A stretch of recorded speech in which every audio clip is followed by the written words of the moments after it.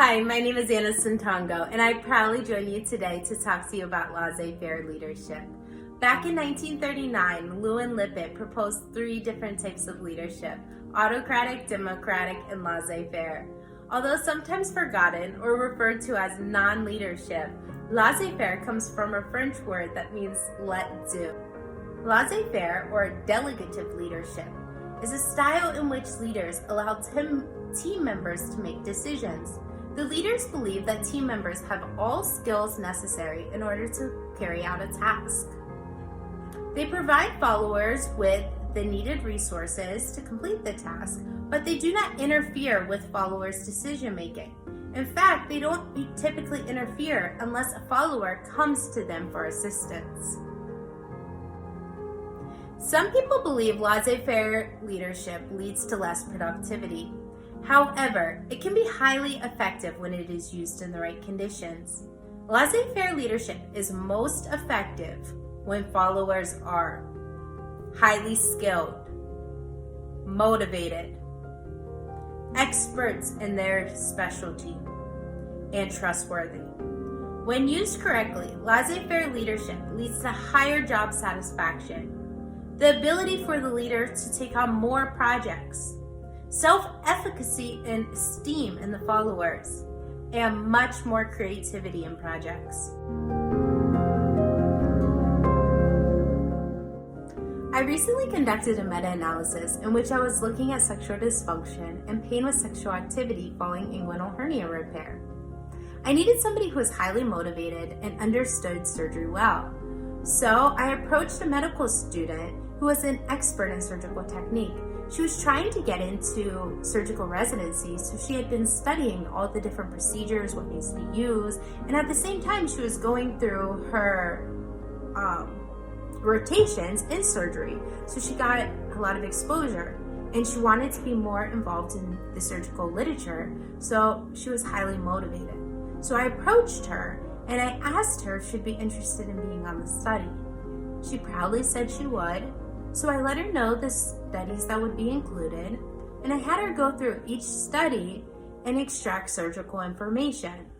I was very impressed when she came back to me because she came with information that I never would have thought of, like anesthesia type and whether glue was used or what kind of surgical knot was used.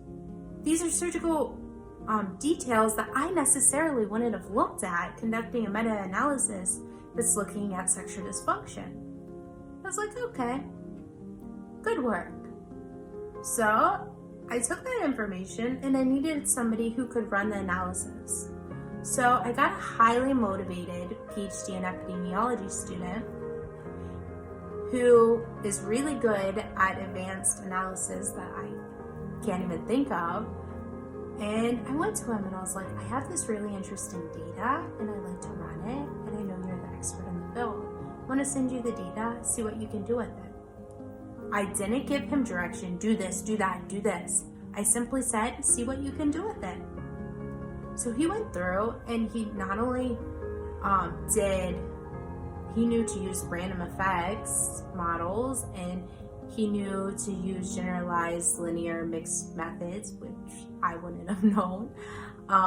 So he did that, and he got the overall incidence of sexual dysfunction and pain with sexual activity. And then he did subgroup analysis, and he looked actually at differences in anesthesia type, and he found that it was significant, that those that had a certain type of anesthesia were more likely to have sexual dysfunction than those that had another type. This was really actionable information. Had I not had him on the project and her on the project, this would not have happened, because my initial ideas for the project was simply to look at the incidence of sexual dysfunction following inguinal hernia repair and see if it was different in different types of procedures, which it was. But with them on the project, they had more creativity and brought more ideas, and our project was lifted to another level. It was actually published today. We got our acceptance notice in the Journal of the American College of Surgeons. So we're very proud of that project because of the laissez-faire leadership. So laissez-faire leadership can be highly effective when it's used correctly. Next, I want to give you an example of how laissez-faire leadership can be used with children. Because a lot of times, even myself, I'll admit, I used to work at, when I was going through college, I had a part-time job where I was teaching preschool, Tuesday, Thursday class. And I believed that kids needed to be told what to do, because they're at this age where they really don't know and they're questioning. So I thought I had to tell them, go to the bathroom, go get your coat, do this, do that, do this. But now, having a child, I've really realized that laissez-faire leadership can be brought into parenting, and it increases the self-efficacy of the child and the esteem, and it makes this child so independent without me even having to nag her. This is my bed. My daughter Olivia has never climbed up on it, but I'm going to do a test and show you guys laissez-faire leadership. I'm going to take her very favorite book, it's called P is for Potty, it's her Elmo book, and place it on the bed. Next, my daughter's going to see that and she'll come running in saying, my book, my book. Livy, where's your book? Yeah, come look on the bed.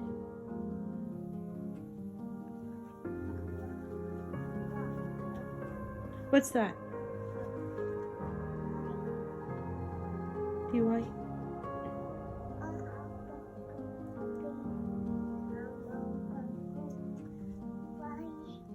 I will use the hands-off approach and simply observe my daughter. If she needs any help, she will come to me and ask for help.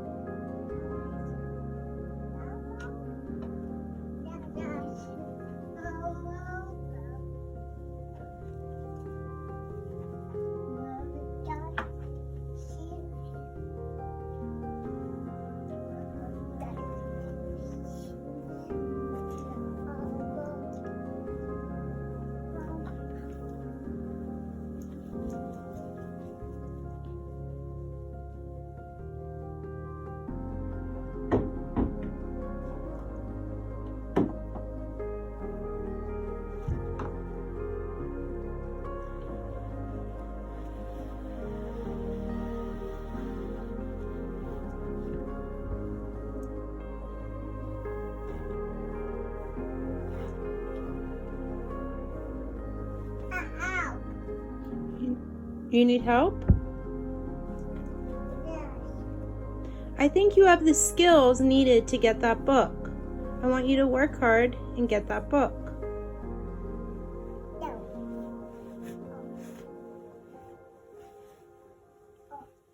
No.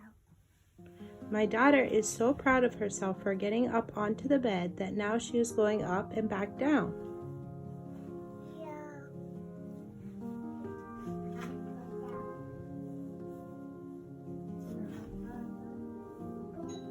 Welcome back. Thanks for tuning back in. As you saw in the video, my daughter did not get the Elmo book. Unfortunately, we were interrupted with the doorbell. However, she learned skills that are going to last a long time. The self-efficacy that came from that, I cannot even put it into words. She's now carrying the chair to the kitchen and she's climbing up and trying to make her peanut butter sandwich. She's carrying the chair to the couch and trying to climb up on the couch. And this act of carrying the chair, I don't even know where it came from. That was pure creativity that came from the laissez-faire leadership experiment that I didn't even expect to come. So I'm pretty amazed by that. I highly encourage you to try laissez-faire leadership in your own home. I also encourage you to try laissez-faire leadership in your workplace. In conclusion, please do not listen to what you hear about laissez-faire leadership. The media, the fake news, others, they will tell you that laissez-faire leadership is unleadership, that the leader is not involved. And it is true, the leader is not involved, but the leader is not involved with a purpose. They believe that the followers have the skills to complete the task at hand. If they do not believe that, they often do not use this approach. Oftentimes, laissez-faire leaders are also situational leaders. They adjust their leadership based on the situation at hand. Please, if you find that you have a team of members that are highly skilled, highly motivated, allow them the freedom to make some decisions on their own. This will help to train them into leaders themselves. This will help them to build self-efficacy so that they feel that they are empowered and they have the skills necessary to be a leader. It will also improve their self-esteem. Thank you so much for joining me today, and I look forward to seeing you next time as we talk about autocratic leadership.